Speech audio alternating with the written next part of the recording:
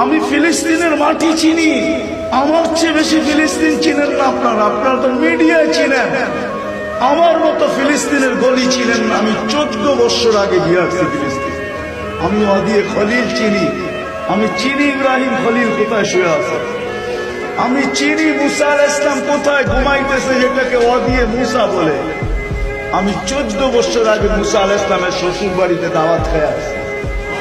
অহংকার করে বলতেছি না, বুঝানোর জন্য বলতেছি। আমি চিনি ফিলিস্তিনের জমিন কোন জমিন, যেখানে এখনো 70 জন নবী ঘুমায় আছে, যেটাকে দিয়ারুল আম্বিয়া বলে, নবীদের দেশ বলে, নবীদের দেশ। ওলামা কিতাব উঠাকার পড়া দেখো, ফিলিস্তিনকে বলে দিয়ারুল আম্বিয়া, নবীদের দেশ হলো ফিলিস্তিন, যেখানে আল্লাহ রসুলকে জন্য